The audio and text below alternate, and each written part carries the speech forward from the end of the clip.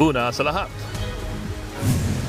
ilang lugar sa Batangas at Pampanga hinagupit ng malakas na hangin.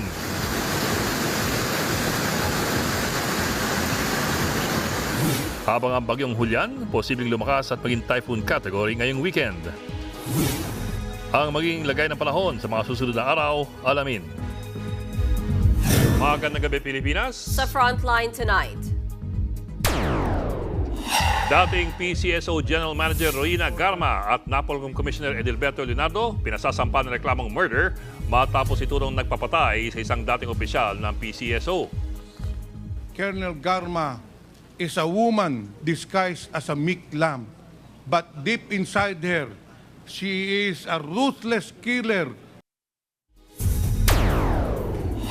Vice President Sara Duterte bubuo nga ba ng sariling Senate slate pantapat sa mga pambato ni Pangulong Bongbong Marcos? Alice Go napikon sa pagtatanong ng House Quad Committee kung isa siyang Chinese spy. Definitely hindi pa ako spy. Okay, relax ka lang. Bakit ka galit? Namaril na PBA player na si John Amores at kanyang kapatid pinalaya na matapos makapagpiyansa. Grade 9 student sa Olongapo City pinagtulungang bugbugin at kinoryente ng mga kapwa estudyante. At sa showbiz tonight, Harry Potter star na si Maggie Smith pumanaw na.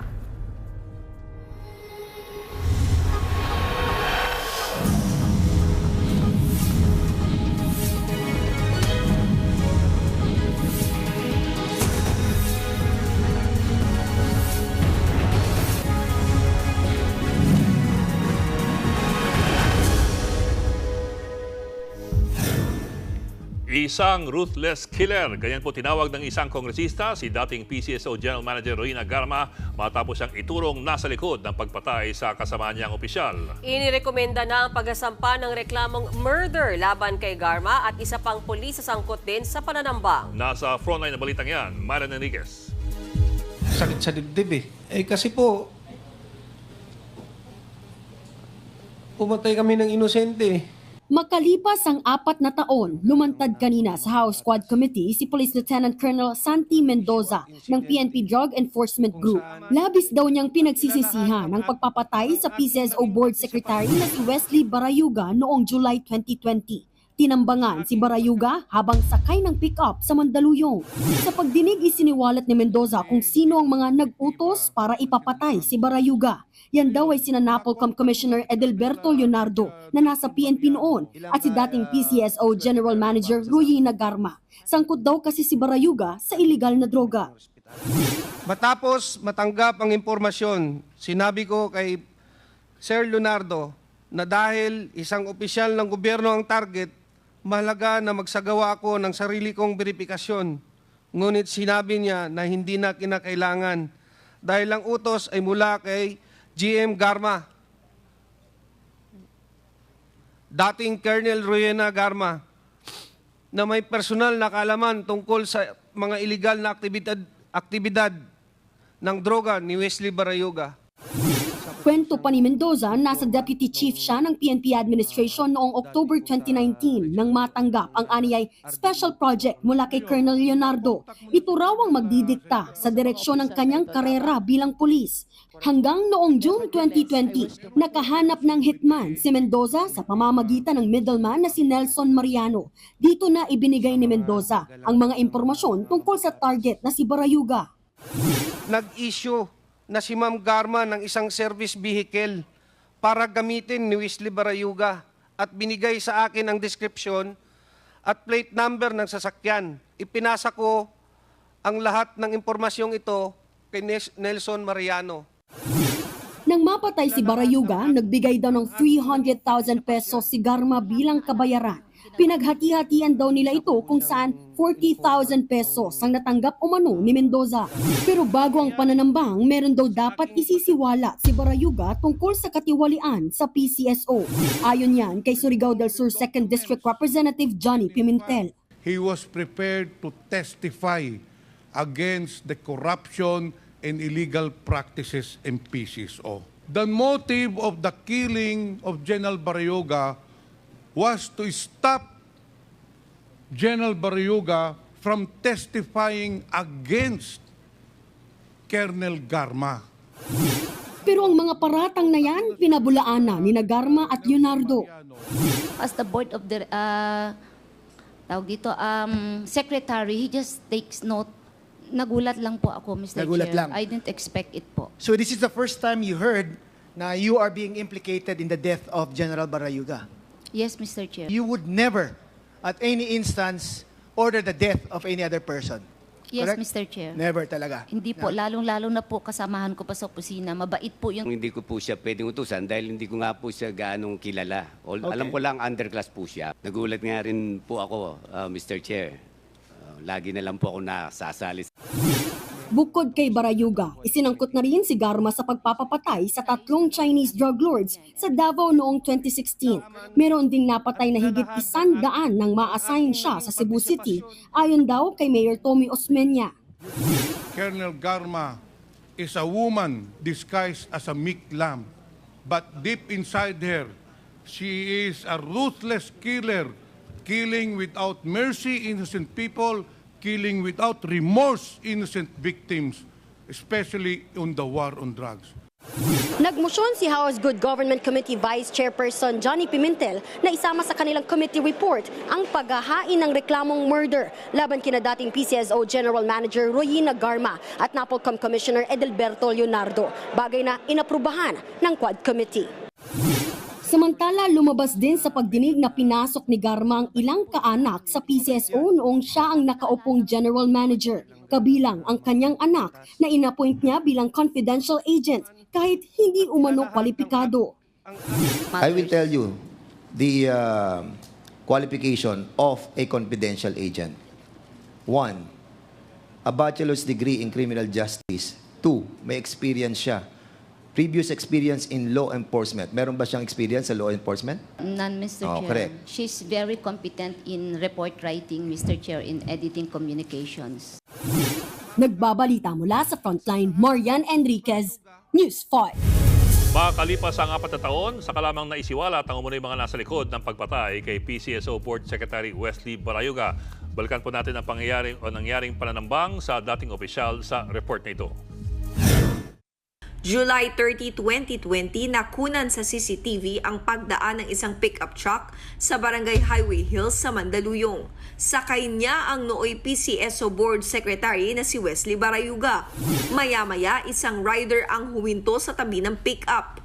Saka pinaulan na ng bala ang sasakyan. Matapos ang pananambang, mabilis na tumakas ang rider. Dead on the spot si Barayuga na nakaupo sa likuran. Sugatan naman ang kanyang driver. Ilan sa mga tinitingnang motibo noon sa krimen ang trabaho ni Barayuga at ang pagiging retiradong pulis niya. Hanggang sa bumuo ng Special Task Group ang Philippine National Police para imbestigahan ito. Nag-alok pa ng reward money ang mga kasamahan ni Barayuga sa Philippine Military Academy Matikas Class of 1983 para agad mahuli ang suspect. Dumaan na mga taon, hindi pa rin nalulutas ang krimen at wala pang nahuhuling salarin. Hanggang sa kanina, lumantad sa pagdinig ng kamera si Police Lieutenant Colonel Santi Mendoza ng PNP Drug Enforcement Group. Itinuro niya sina NAPOLCOM Commissioner Edelberto Leonardo at dating PCSO General Manager Royina Garma na nag-utos umanong ipapatay si Barayuga. Paratang na mariing itinanggi ng dalawa. Inirekomenda ng sampahan ng reklamong murder sina Garma at Leonardo.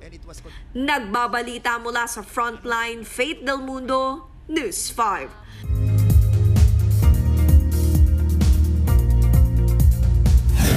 Posibleng lumakas at maging typhoon sa weekend ang bagyong Julian. Huling namataan ang sentro nito 445 kilometers east-southeast ng Itbayat, Batanes. Taglay nito ang lakas ng hangin na 55 kilometers per hour. Ayon sa Pag-asa, kapag naging typhoon ang bagyong Julian, maaaring ilagay sa signal number 4 ang ilang bahagi ng bansa. Pero sa ngayon, signal number 1 ang nakataas sa Babuyan Island at eastern portion ng Cagayan. Ayon sa Metro Weather, magtatagal sa katubigan ang bagyong Julian bago lumihis papuntang Taiwan. Sabi ng Pag-asa, may tsansang mabago ang galaw nito o lumihis pakanluran sa Cagayan. Yan ay kung hihina ang isang high-pressure area sa West Philippine Sea o ang mainit na hangin na tumutulak palayo sa bagyong Julian. Samantala, natanggal ang mga yero sa isang palengke sa San Juan, Batangas dahil sa malakas na hangin at ulan kaninang hapon. Ganito rin ang naranasan sa Pampanga. Dulot naman yan ng localized thunderstorms. Abiso naman sa mga kapatid nating motorista, may nakaamba na namang taas presyo sa petrolyo sa pagpasok po ng Oktubre. Sa taya ng Department of Energy, hanggang 90 centavos ang posibleng madagdag sa presyo ng kada litro ng diesel. 60 centavos naman ang itataas ng kada litro ng gasolina, habang 50 centavos naman para po sa kerosene. Ayon sa Energy Department, ang oil price hike ay bunsod ng pabago-bagong demand sa supply ng langis dahil sa tumitinding tensyon sa Middle East.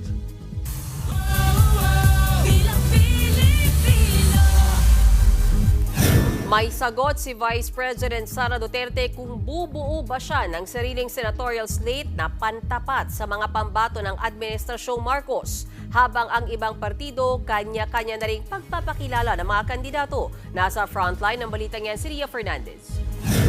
Kasado na rin ang mga pambato ng Liberal Party sa 2025 elections. Ayon sa spokesperson ng partido at tatakbong nominee ng mamamayang Liberal Party list na si Attorney Laila De Lima, 3 pa lang ang ine-endorso nila sa pagkasenador.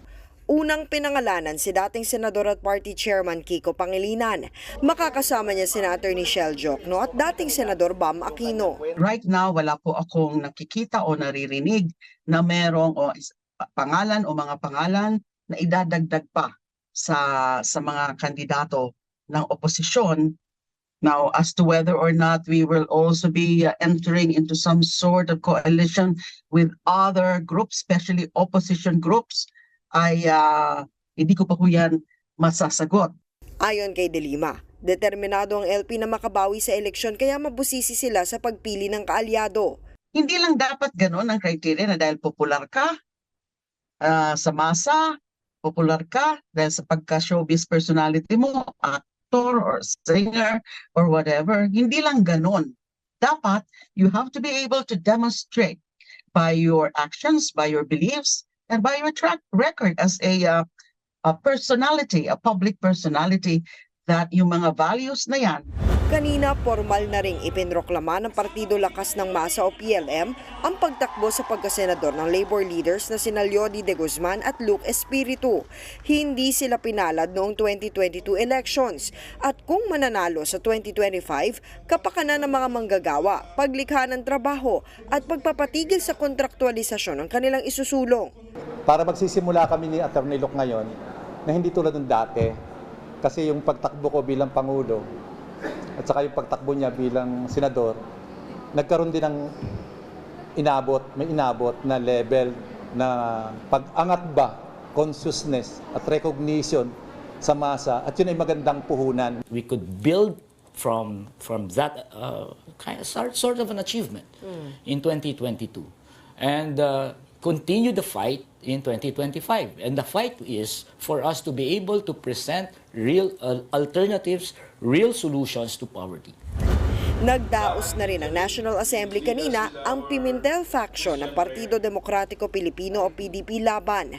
Kabilang sa agenda nila ang pag-amyenda sa rules ng partido para payagang makatakbo sa ilalim ng ibang partido ang miyembro nila na si dating Senador Manny Pacquiao, nakasama sa senatorial slate ng Administrasyong Marcos. Bawal po ang party member na gumamit ng certificate of nomination ng ibang partido. Automatic yun, expulsion from the party. That's why kung maggagawa kami ng adjustment ngayon na meron kaming permission from the members na hindi namin i-apply yun for 2025 election.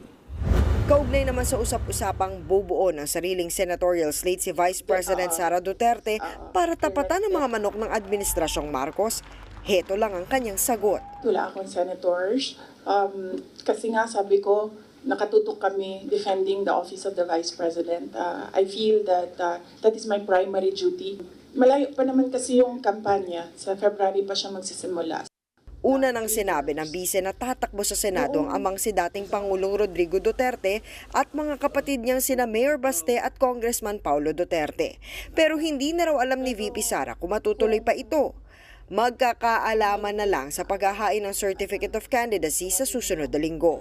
Unang araw ng Oktubre hanggang October 8. Thank you. Nagbabalita mula sa Frontline, Ria Fernandez, News 5. Naging sensitibong usapin ang paggamit daw ng confidential funds ng DepEd sa ilalim po ni VP Sara Duterte noong taong 2023. Ayon kasi sa COA, 112 million pesos ng confidential funds ng DepEd ang ginamit para sa mga tinatawag na Youth Leadership Summits noong taong 2023. Agad po itong pinagpiyasa ng mga kalaban ni VP Sara. Bakit daw ganun kalaking halaga ang ginamit para sa mga Youth Leadership Summits? Sa halagang yan, 37 million ang nilabas mula Pebrero hanggang Hunyo at 75 billion ang nilabas mula Hulyo hanggang September 2023. Dalawang isyu ngayon inuungkat ng mga kalaban ni VP Sara sa Kongreso. Una, totoo nga bang may nangyaring Youth Leadership Summit? At pangalawa, kung pwede ba itong gamitan ng confidential funds? Para po sa pangalawang tanong, kailangan balikan ang 2015 Joint Circular ng COA, DBM, DILG at DND sa paggamit po ng confidential and intelligence funds.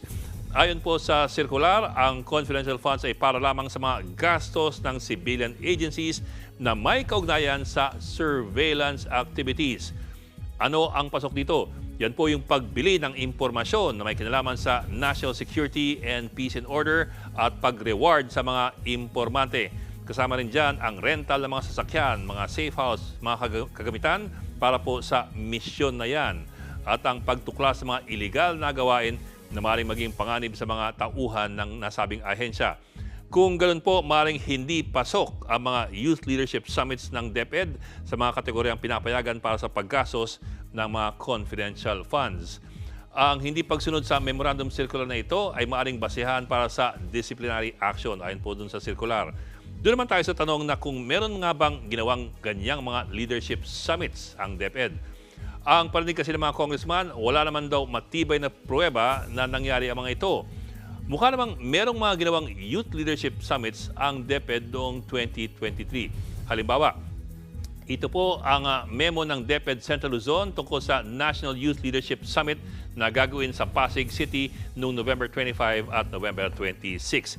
Hindi nga lamang po malinaw kung ito mismo ang pinondohan ng confidential funds. Ang pakayaraw ng summit na ito, yung itipon-tipon ng mga young stakeholders para sa ligtas na cyber homes at mga eskwelahan. At kasama dito ang video making contest, slogan poster making contest, spoken word contest at pati po comic strip making. Ito naman po yung memo ng DepEd NCR Schools Division ng Parañaque para sa nasabing aktibidad. Ito pa po ang isa, ang 2023 Global Youth Summit ng DepEd ayon po sa memorandum ng DepEd Calabarzon noong August 11, 2023 sa SM Mall of Asia. Muli po, hindi rin po malinaw kung kasama ito sa pinaggastusan ng confidential funds ng DepEd. Bakit nakikwestiyon kung nangyari nga ba itong mga youth leadership summits or seminars? Dahil lumabas sa hearing na ang liquidation documents lamang na binigay ng DepEd ay mga certification daw mula sa mga opisyal ng Philippine Army na kasama raw sa leadership summit. Maliban daw sa 3 certification ng mga opisyal ng Army, wala na daw ibang patunay na nangyari nga ang leadership summit.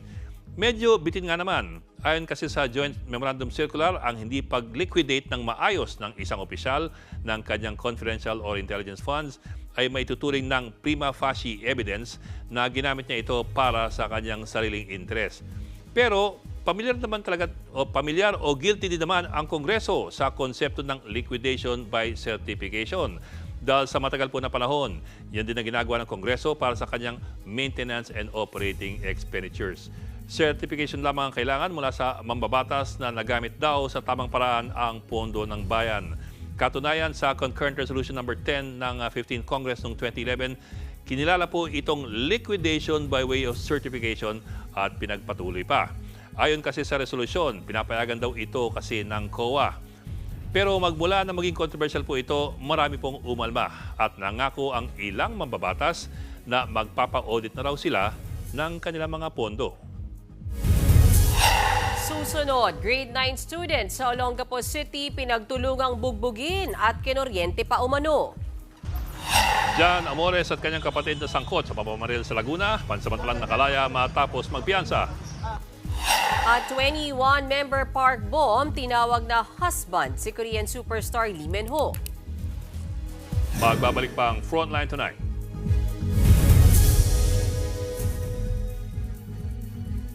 Mga kapatid, Ed Lingao po, nasa Estados Unidos, Canada o saan mang dako ka ng mundo, manatiling may alam at may pakialam sa mga mainit na balita dito sa ating bansa.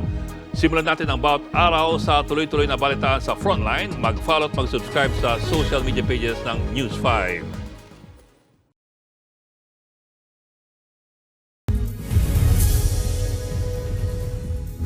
Pinagsusuntok, pinagtatadyakan at kinurente pa raw ng isang grupo ng mga kabataan ng isang grade 9 student sa Olongapo City. Ang aktwal na pambubugbog sa pool sa video. Yan ang ipapa sa Frontline Report ni Gary De Leon. Makikita sa video na ito ang kumpulan ng mga estudyante sa isang parke sa Olongapo City nang biglang nagtakbuhan ang mga ito. Nakuna ng aktong pambubugbog ng grupo ng mga kabataan sa isang estudyanteng di na makabangon. Tadyak dito, tadyak doon, kanya-kanya rin silang suntok sa walang kalaban-labang estudyante. Ang pambubugbog na yan nangyari nitong Miyerkules. Base sa investigasyon, 11 kabataan ang nambugbog sa biktimang isang grade 9 student. Agad isinugod sa ospital ang biktima na nagtamo ng mga sugat, gasgas at bukol sa ulo. Lumapas din sa medical examination na kinuryente ang estudyante. Posible umanong gumamit ng stun gun at asero ang mga batang nambugbog. Ay mismo sa biktima, mga kapwa niya mag-aaral sa Olongapo City National High School ang kumuyog sa kanya. Kilala umanong mga siga sa kanilang eskwelahan ang grupo. Wala pang pahayag ang pamunuan ng paaralan hinggil sa insidente. Desidido ang ina ng biktima na magsampa ng reklamo laban sa mga nambugbog sa kanyang anak. Tadtad ng taga at naliligo sa sarili niyang dugo ang matandang lalaking ito nang madatnan ng mga pulis sa loob ng kanilang bahay sa Barangay San Juan sa Ormoc, Leyte nitong Miyerkules ng hapon. Ayon sa pulisya, mismong anak ng biktima ang sospek sa karumal-dumal na krimen. Pinagtataga yung tatay niya. Yung ginamit ng suspect is sundang. Yung witness po, yung kapatid po ng suspect, yun po yung nakakita ng mga pangyayari. Bago mangyari ang pananaga, palagi na raw nag-aaway ang mag-ama. Nahuli na ang suspect na mahaharap sa kasong parricide. Sa Lingayen, Pangasinan naman, itinuturing ng case solved ang pagpatay sa 20 anyos na estudyante sa Pangasinan State University. Nitong Miyerkules ng gabi nang matagpuan ang bangkay ng biktima na si Evelyn Salting na nakabaon sa buhangin sa tabing dagat. Base sa mga salaysay ng mga testigo at mga nakalap na ebidensya ng mga pulis, boyfriend ng biktima ang suspect sa krimen. Agad ding nahuli ang suspect. This is an isolated case. We could say that this is a crime of passion. No? May away ang dalawang batang may relasyon. We don't know in between kung ano po yung away nila. But all evidence points out that it's a crime of passion. Sasampahan na ang suspect ng reklamong murder. Nagbabalita mula sa Frontline, Gary De Leon, News 5. Nakalabas na ng kulungan ang PBA player na si John Amores at ang kanyang kapatid matapos makapagpiyansa. 24,000 pesos ang ibinayad ni Amores habang 10,000 pesos sa kanya para sa kanilang pansamantalang paglaya. Kailangan pa rin nilang harapin ang kasong attempted homicide na isinampa na sa Municipal Circuit Trial Court ng Lumban, Laguna. Sa December 4 sila babasahan ng sakdal. Nasangkot ang magkapatid na Amores sa pamamaril sa nakaalita nila sa basketball nitong Miyerkules. Nauna nang sinabi ng pamilya ng biktima na hindi sila magpapaareglo sa kaso.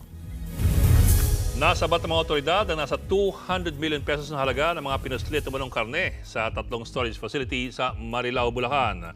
Ang mga smuggled na karne binibenta raw online. Nasa frontline na balitang yan, Elaine Fulencio. Bit-bit ang search warrant. Pinalibutan ng mga ahente ng NBI Cybercrime Division ang 3 storage facility sa Marilao, Bulacan.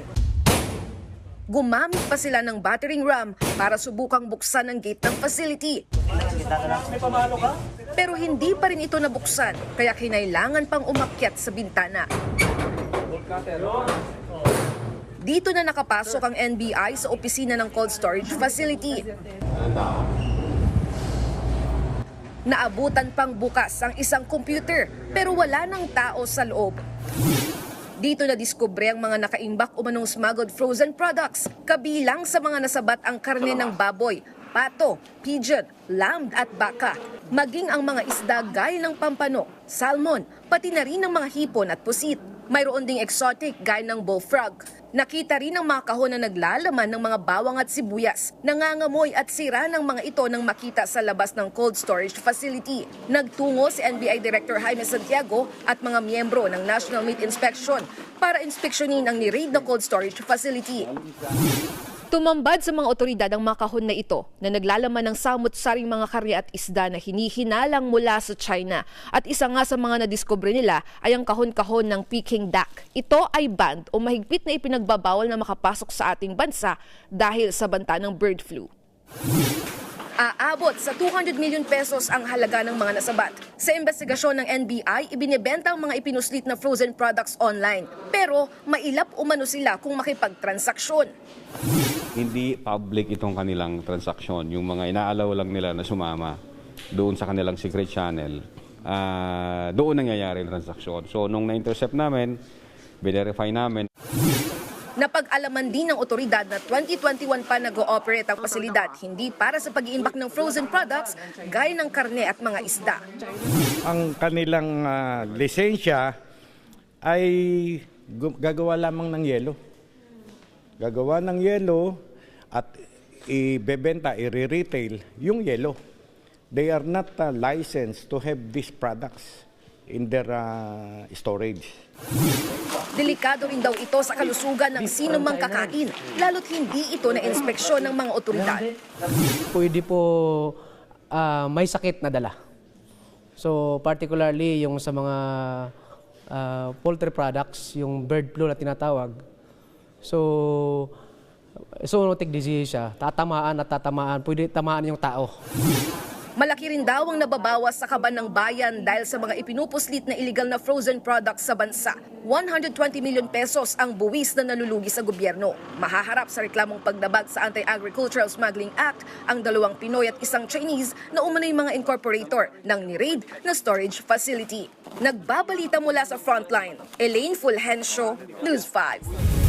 Hihilingin daw ng kampo ni dating Bamban Tarlac Mayor Alice Go na maibalik siya sa kustodiya ng PNP sa Camp Crame.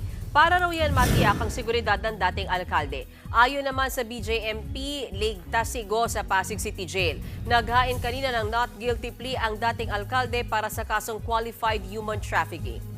No participation naman po talaga. Yun naman po. Without going into further details kasi baka naman masubjudice tayo. Pero on the part of our client she is firm na not guilty po siya dito sa crime na pinaparatang sa kanya.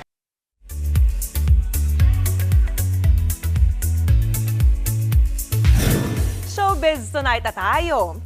Nashook ang netizens sa online post ni 21-member Park Bom kung saan pinagtabi niya ang picture nila ni Korean superstar Lee Min-ho at ang caption, "Husband for real." Yan at iba pang chika sa report ni MJ Marfori.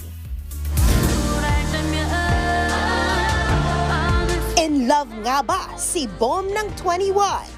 Yan ang tanong ngayon ng ilang fans matapos i-post ng 21 member ang collage picture nila ng K-drama superstar na si Lee Min-ho. At ang caption ba naman, "A husband for real." Maraming netizens tuloy ang nagtataka kung anong meron sa kanila. Ang tapang ni Bom! Kasunod niyan, muling nagpost si Bom ng kanyang pretty selfie na may caption na Bom Park in Love. Naging active lately si Bom sa pag-post sa Instagram matapos i-anunsyo ang welcome back concert ng 21. Kabilang sa concert tour nilang Pilipinas, nagaganapin sa Mall of Asia Arena sa November 16. Sa local showbiz naman, usap-usapan kung nagkakamabutihan na nga ba for real ang on-screen love team na sina Maris Racal at Anthony Jennings. Dahil yan sa nag-viral ngayon na picture nila sa set ng upcoming mega serye na Incognito. Mapapansin na tila naka-couple shoes sina Maris at Anthony. Bago yan, nauna na rin nag-viral ang sweet IG story ni Maris sa isang flight tampok si Anthony na may cake para sa birthday ng aktor. Nitong July lang nang i-reveal ni Maris na hiwalay na sila ng nobyo na si Rico Blanco. May non-showbiz girlfriend naman daw si Anthony. Trending naman ngayon ang pag-unfollow umano ng aktres na si Nadine Lustre sa ex niyang si James Reid at nobya nito na si Isa Pressman. Napansin ng mga marites online na wala na ang profile ni na James at Isa sa following list ni Nadine. Sa ngayon, nakafollow pa naman ang couple sa IG ni Nadine. Last week lang nasabihin ni James sa vlog ni OG Diaz na malabo na sila magkaroon ng reunion project ni Nadine. Nagbabalita mula sa Frontline, MJ Marfori, News 5. Susunod, dambuhalang sinkhole sumulpot sa gitna ng kalsada sa Japan. Mahigit 30,000 taga-Lebanon nagkukumahog lumikas patungong Syria dahil sa giyera ng Israel at Hezbollah. At makiride tayo sa kakaibang thrill sa motocross park sa Silang Cavite. Tutok lang mga kapatid dito sa Frontline Tonight. Mga kapatid, Mean Los Baños po. Nasa Europa o saan mang dako ka ng mundo, manatiling may alam at may pakialam sa mga maiinit na balita dito sa ating bansa. Simulan natin ang bawat araw sa tuloy-tuloy na balitaan sa Frontline. Mag-follow at mag-subscribe sa social media pages ng News 5.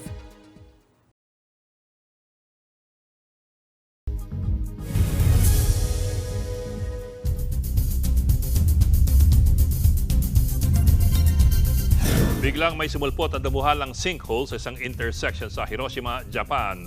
Wasak na wasak ang gitna ng kalsada. Ayon sa mga otoridad, isang water pipe ang biglang pumutok kaya't nagkaroon ng sinkhole. Nangyari po yan sa gitna ng paghuhukay para sa itatayong storm drain. Napuno ng tubig ang sinkhole mula sa nasirang water pipe. Wala naman pong nasaktan. Inilikas sa mga residente na nakatira malapit sa sinkhole matapos makitaan ng bitak ang mga gusali sa paligid nito. Mahigit 30,000 ang lumikas mula sa Lebanon papuntang Syria sa takot na madamay sa airstrike ng Israel. Pero ang ilang Pilipino sa Lebanon ayaw pang umuwi. Nasa frontline ng balitang yan si Gerard de la Peña. Ang haba na ng pila ng mga sasakyan sa kalsadang ito sa Lebanon. Lahat sila patungong Syria para lumikas at hindi na maipit sa tumitinding sigalot. Ang ilan sa kanila nawalan ng tirahan dahil sa airstrike ng Israel. Nakahanda naman daw ang pamahalaan ng Syria na tanggapin ang mga Lebanese refugee. Sa tala ng mga otoridad, nasa higit 30,000 na ang lumikas sa Syria mula sa Lebanon.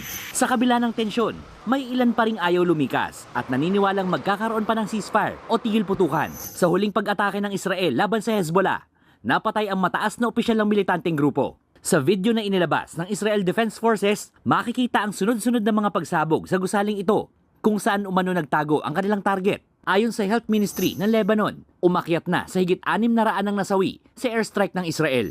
Muling humiling ng ceasefire ang Lebanese Foreign Ministry sa patuloy na giyera ng Israel at Hezbollah. Nanawagan na rin ang Amerika ng 21 araw na ceasefire, pero tinanggihan ito ng Israel. Ang mga tangke at iba pang military vehicle ng Israel nakapwesto na sa norte malapit sa border ng Lebanon. Target din nilang pigilan ng umano'y pagsusupply ng armas ng Iran sa militanteng grupo.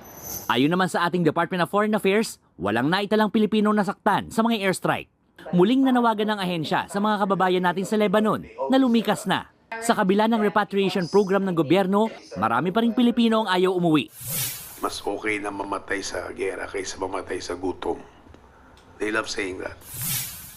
Nananatili sa Alert Level 3 ang Lebanon, pero naghahanda ng Embahada ng Pilipinas sakaling kailanganin ng magpatupad ng mass repatriation. We've already been preparing as if it's Alert Level 4. We've already identified area coordinators for respective areas here in Lebanon. We've already identified shelters in the event of a catastrophic mass evacuation. Nagbabalita mula sa Frontline, Gerard de la Peña, News 5.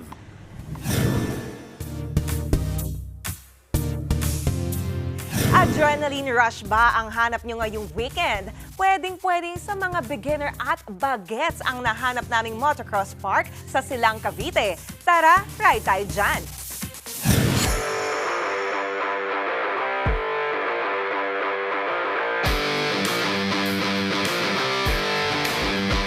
Bawat harurot ng motor at paglipad sa ere, talaga namang kakaibang thrill ang dala ng sport na to.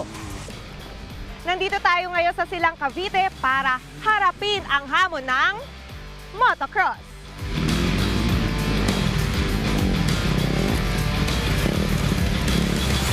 Nag-open tayo, 2021. Para din sa pamilya. May mga family na lahat gusto mag-motocross. Banding na rin ng family. Outdoor. Kung gusto mo ng parang trail sa bundok, meron dito. Meron tayong rental na motor. May sarili kang motor. Ang entrance fee namin, 500 lang whole day. Kung talagang hilig ng bata, ipasok natin sa motocross park para may magturo at mas pababantayan maigagay.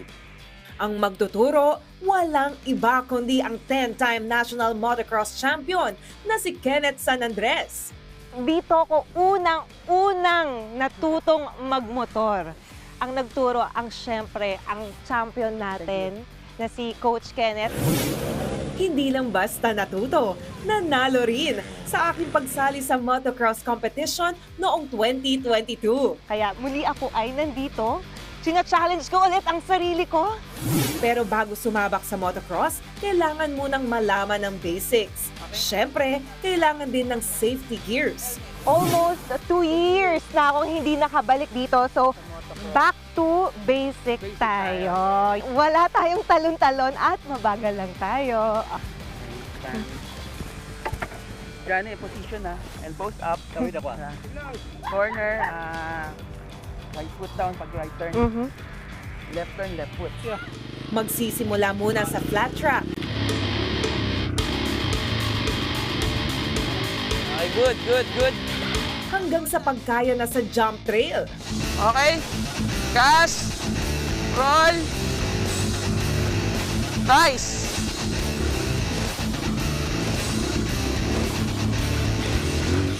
Mapabata man o matanda, madaling matututo at siguradong ma-e-enjoy ang motocross. I've been doing motocross for 2 years since 2022.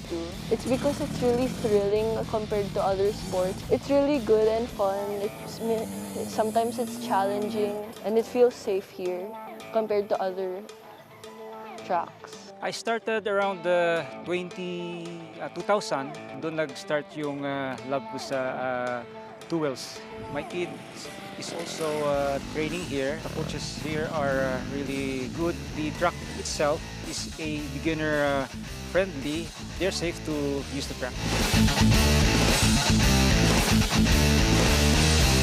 Gusto niyo ba ng astig at extreme na hobby? Bakit hindi niyo subukan ang motocross? Mga kapatid, hanggang sa susunod nating adventure dito sa Ride Tayo Dyan!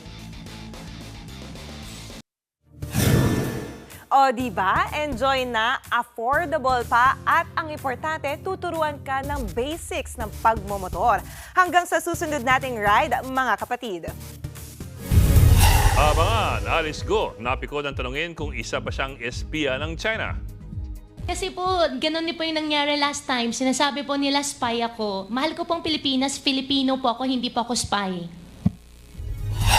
At Professor McGonagall sa Harry Potter movies na si Maggie Smith, umanaw na. Tuloy-tuloy ang balitaan dito sa Frontline Tonight. Mga kapatid, Ed Lingao po, nasa Estados Unidos, Canada o saan mang dako ka ng mundo, manatiling may alam at may pakialam sa mga mainit na balita dito sa ating bansa. Simulan natin ang bawat araw sa tuloy-tuloy na balitaan sa Frontline. Mag-follow at mag-subscribe sa social media pages ng News 5.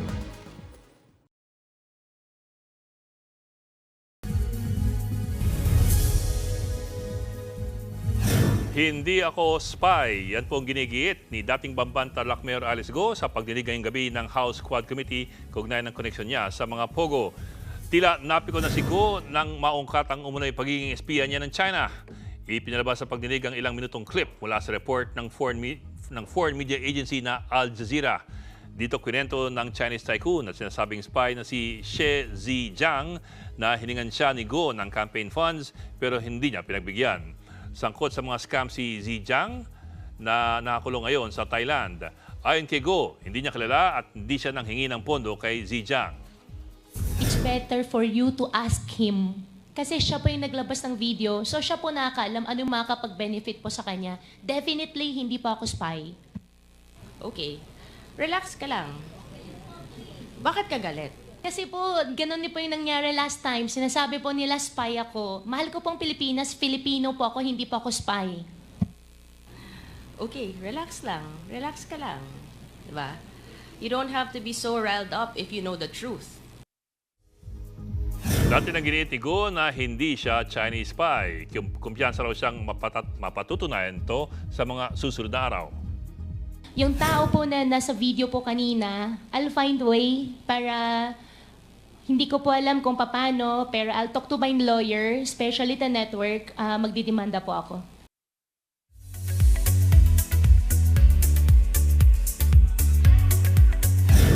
Pumanaw na sa edad na 89 si Professor McGonagall ng Harry Potter movies na si Maggie Smith. Ayon sa mga anak ng Hollywood star, namatay ang aktres habang nagpapagaling sa ospital. Hindi muna idinetalye ang dahilan ng kanyang pagpanaw. Si Maggie Smith ay 2-time Oscar winner, 4-time Emmy winner at nakaisang Tony Award. Pinaka-iconic role niya ay ang pagganap bilang Professor Minerva McGonagall sa Harry Potter films. Napanood din siya sa mga pelikulang Sister Act at Downton Abbey. At yan ang latest and hottest sa showbiz tonight. Ako si Johnny Alipon. Happy Friday mga kapatid.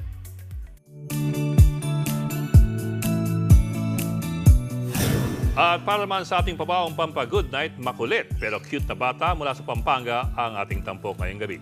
Gaya-gaya kasi siya sa kanyang lola.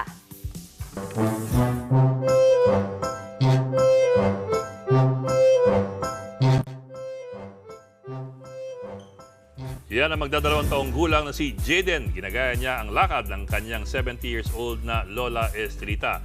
Mula sa pagyuko hanggang sa mga hakbang, kuhang-kuha ng bata. Nahuli siya ng kanyang lola na aliw naman sa kanya. Kwento ng mommy ni Jaden, apo na raw sa tuhod ni Lola Estrelita si Jaden. Palagi raw ginagaya ng bata ang paglalakad ng kanyang lola. Bakit nung ako yung nanggaya sa lola ko, napalo ako? Nakurot, diba? Alam mo kasi Lahat pag ganyang tayo. edad ka na, hindi mo na dapat ginagawa. Ay, hindi, nung bata ako noon, grabe ka. Parang may gusto mo sabihin si Bo. Ano? Hindi naman. Hindi kasi 2 years old, baka kalusot pa yun eh. Pero pag Bata dumating rin na sa ako edad noon. ni Mian, hindi na pwedeng gayahin Hindi yung ko ginagaya ngayon. Nung bata pa daw si Miss Mayan, si Sir Ed. Hindi ba ako, marunong pala magmotor ha? Yes. Akala ko Sige, hanggang, si Rider din ako. akala ko hanggang padya ka lang eh. Ditula. Di natin narinig yung sigaw niya, naka-helmet Naka-helmet, eh. oo. Sa I think susunod. okay na. Please. Promise sa susunod. May sigaw? Meron talaga. Ah, sige. Sige. Abangan nyo yan mga Lagyan kapatid. ng microphone Abangan yung ng helmet. sigaw. Okay mga kapatid, 89 days na lamang po at Pasko na. At 3 taon na po ang Frontline tonight. Happy anniversary! Salamat sa inyong pagtungay sa amin. Okay, so ganoon na lang yun. Hindi pwede yan. Ryan, alam mo na. Okay, kinagagalak po naming mapaglingkuran kayo ng 3 taon. Sapat na po yun. Para sa Salamat po sa inyong panonood kahit late na. Mga team ano tayo, puyat. Yes. Pero pwede niyong agahan yung airtime namin. Sige nga. Adjust, Sige ano? nga. Sige, baka matawalan tayo. After ng prime time tayo na. At yan po ang 45 minuto pag-imas talagang headlines. Balitan at diskusyon para sa paghubog ng matalinong opinyon. Kami yung kasangga sa pagbabalita. Ako po si Mayan Los Baños. Ako naman po si Ed Linggao. Hanggang sa Lunes mga kapatid. Magandang gabi.